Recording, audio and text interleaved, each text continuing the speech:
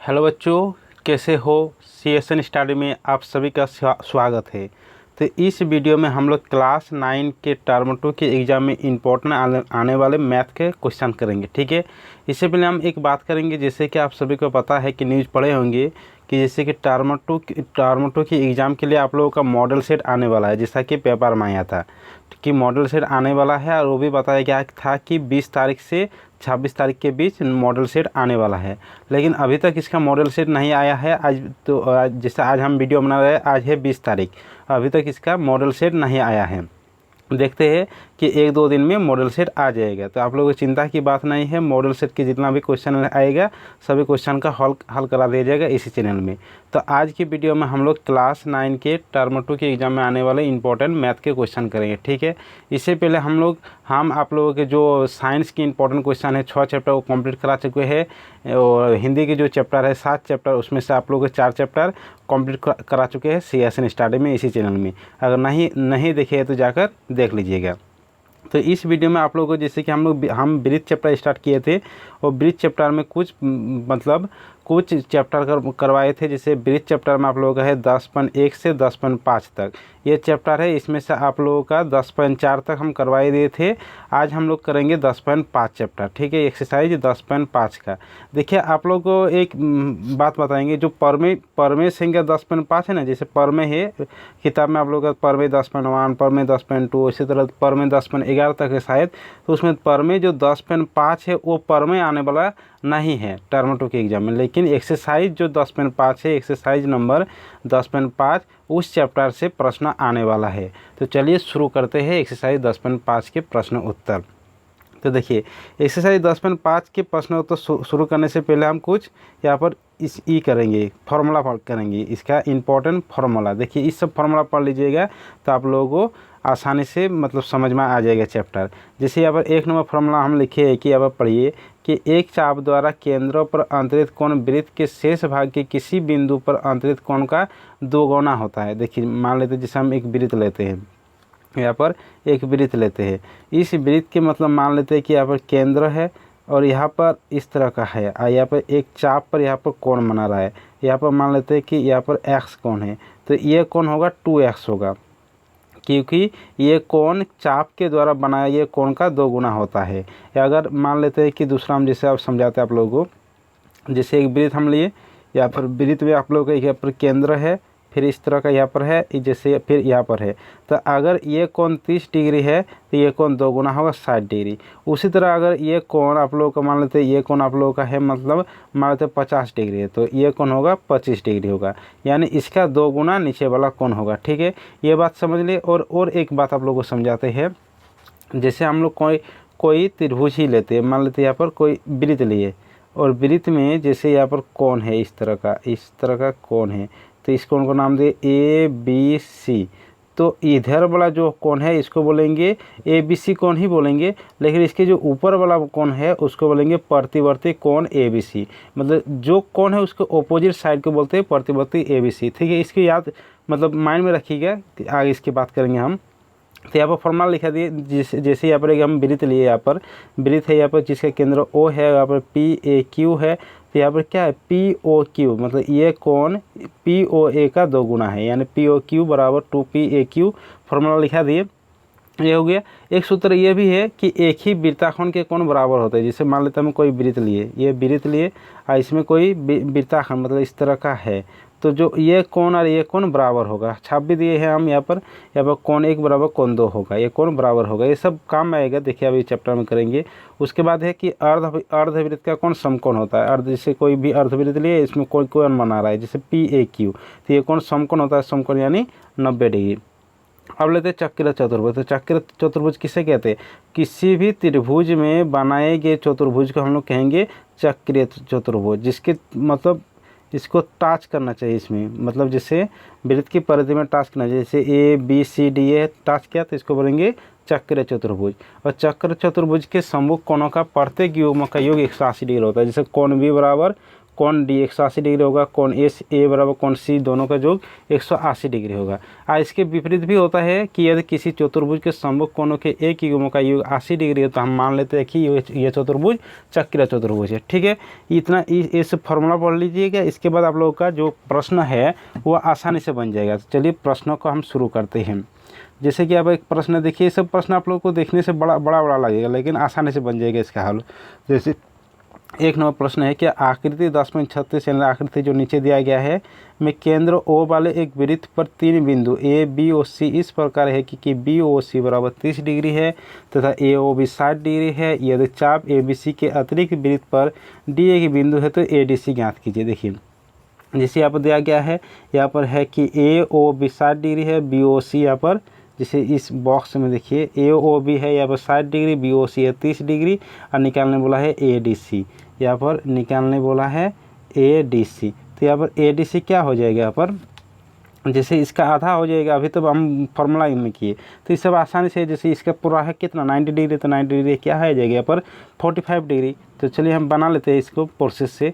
तो जैसे यहाँ पर कोण AOC, जैसे कोण AOC बराबर क्या होगा 60, कोण AOC 60 डिग्री प्लस 30 डिग्री बराबर 90 डिग्री। तो ADC क्या होगा, इसका आधा होगा तो हाफ इंटू 90 डिग्री यानी 45 डिग्री इसका सही उत्तर है।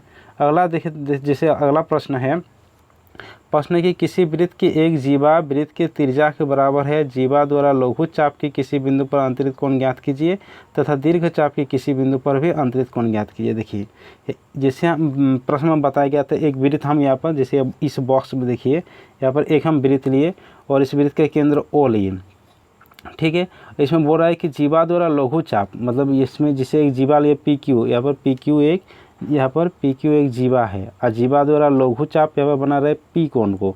तो बी कोण का अभिन्न मान निकालने बोला है और फिर बोल रहा है दीर्घ चाप की किसी बिंदु पर भी अंतरित कोण ज्ञात कीजिए। तो दीर्घ चाप पर क्या हो जाएगा PAQ, इसका भी कोण निकालने बोला है। तो देखिए ये चित्र दिया हुआ नहीं है प्रश्न में, इसलिए इसको हम मानना पड़ेगा। इसलिए यहाँ पर मान लेके माना O केंद्र वाले एक वृत्त है जिसमें जीवा PQ है और इसमें बताया गया है कि चाप की लंबाई त्रिज्या के बराबर है। तो चाप यहाँ पर क्या है PQ और त्रिज्या क्या है PO और OQ, यानी PQ OP OQ क्या है बराबर। और देखिए अब इस बात में देखिए त्रिभुज POQ, तीन भुजा है, तीनों भुजा आपस में बराबर है। जब तीनों भुजा आपस में बराबर होता है इसे क्या बोलते हैं, समबाहु त्रिभुज। तो अतः त्रिभुज OPQ एक समबाहु त्रिभुज है और समबाहु त्रिभुज के प्रत्येक कोण कितना होता है 60 डिग्री। तो यानी POQ भी 60 डिग्री होगा। तो POQ बराबर 60 डिग्री। और अभी हम बात किए कि प्रतिवर्ती कोण, जिससे यहाँ पर POQ, ये तो POQ हो जो नीचे वाला और ऊपर वाला बोलेंगे प्रतिवर्ती कोण। तो जब भी हम लोग प्रतिवर्ती कोण निकालते हैं तो 360 डिग्री से उस कोण को निकाल देते हैं। तो इसका जैसे यहाँ पर प्रतिवर्ती POQ बराबर क्या होगा 360 डिग्री माइनस POQ का मान है 60 डिग्री माइनस 60 डिग्री 300 डिग्री, तो इसका मान निकल गया 300 डिग्री। ठीक है, अब निकालते हैं हम लघु चाप पर अंतरित कोण। तो लघु चाप पर अंतरित कोण यहाँ पर क्या हो जाएगा, यहाँ पर PBQ। तो PBQ क्या होगा, इसका ऊपर वाला कोण का आधा होगा। तो PBQ बराबर हाफ इंटू प्रतिवर्ती कोण POQ। तो हाफ इंटू इसका मान कितना है 300 डिग्री यानी 150 डिग्री। तो लघु चाप पर अंतरित कोण निकल गया 150 डिग्री। अब निकाल लेते हैं हम लोग दीर्घ चाप पर अंतरित कोण। दीर्घ चाप पर अंतरित कोण कौन वाला हो गया, देखिए चित्र में देखिए दीर्घ चाप पर अंतरित कोण हो गया पर PAB। तो PAB क्या होगा, इसका आधा होगा, POQ का आधा होगा। तो POQ यहाँ पर कितना है 60 डिग्री है।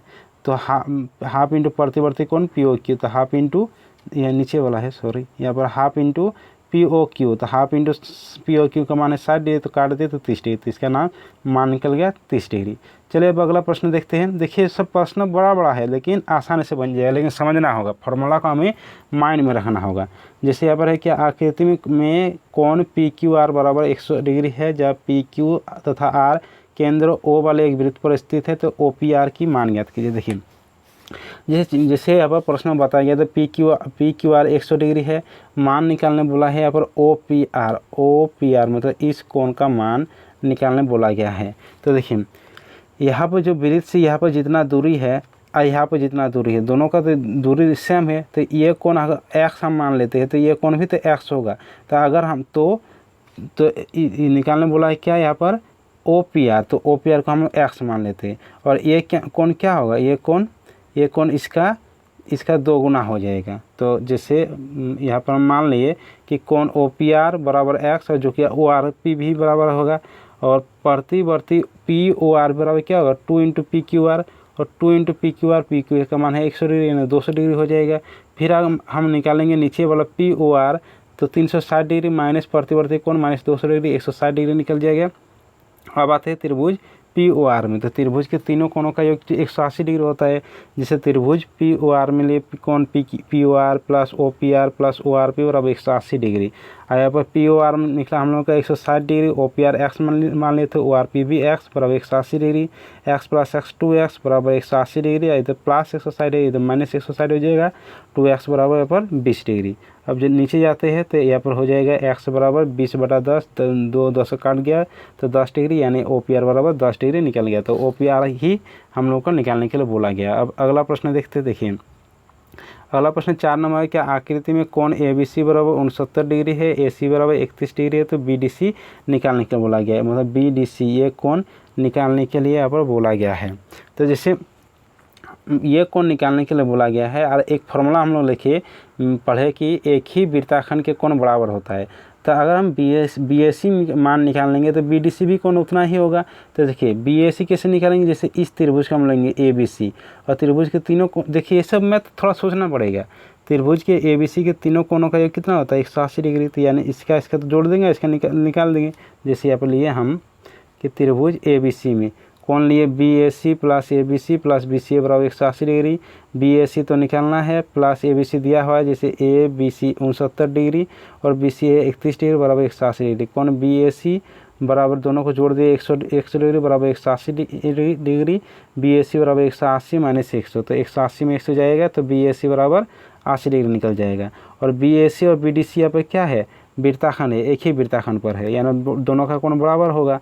तो इसलिए कोण BDC बराबर BAC जो कि एक ही वृत्ताखंड पर कोण है, इसलिए BDC बराबर 80 डिग्री, क्योंकि BAC हमारा 80 डिग्री निकला। तो चलिए इसका हो गया। अब अगला प्रश्न देखते हैं।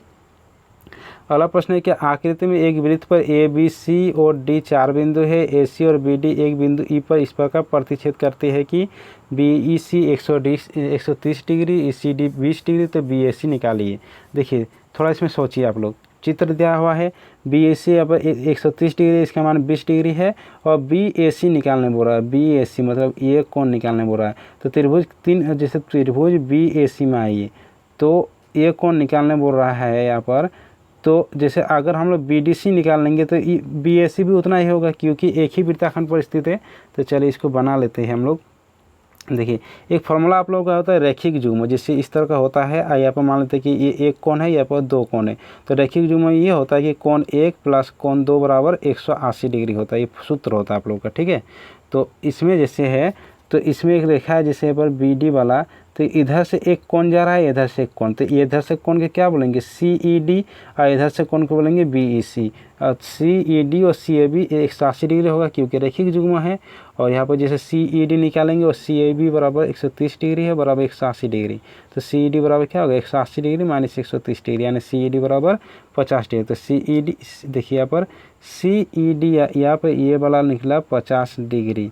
और त्रिभुज के अब त्रिभुज आएंगे हम लोग EDC में, त्रिभुज ECD में आएंगे।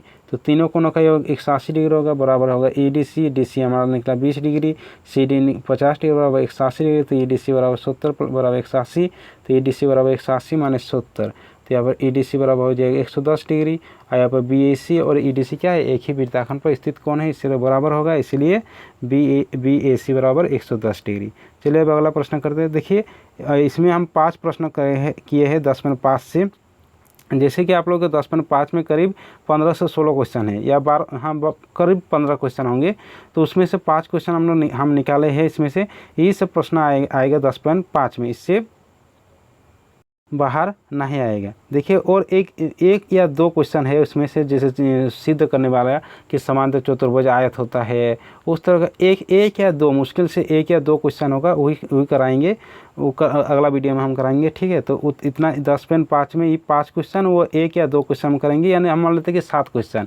इतने 7 क्वेश्चन ही पढ़ने की ज़रूरत है, इससे बाहर नहीं आएगा। तो देखिए आप लोगों का जो एक चैप्टर आप लोगों का, जैसे मैथ में आप लोगों का 6 से 7 चैप्टर है, उसमें से एक चैप्टर आप लोगों का विरित है। तो विरित के हम कंप्लीट वीडियो बना चुके हैं 10.1 से 10.5 की, ठीक है। और इसके बाद हम लोग एक वीडियो बनाएंगे, जिससे आप लोग को पता है कि एक हिरन का सूत्र है, जैसे 12.1 है, 12.2 है, तो 12.1 का वीडियो हम जल्द ही लाने वाले हैं इसी चैनल में। तो ठीक है, इस चैनल में बने रहिए। इस चैनल में आप लोगों का जो टर्म 2 का एग्ज़ाम होने वाला है, उसके कंप्लीट तैयारी करवा दिया जाएगा, सभी विषयों का जैसे कि करवा दिया जा रहा है। तो ठीक है, सभी दोस्तों के साथ इस वीडियो को शेयर कर दीजिए, वीडियो को लाइक कर दीजिए, और चैनल को सब्सक्राइब नहीं किए तो चैनल को सब्सक्राइब कर दीजिए। चलिए मिलते हैं अगले वीडियो के साथ।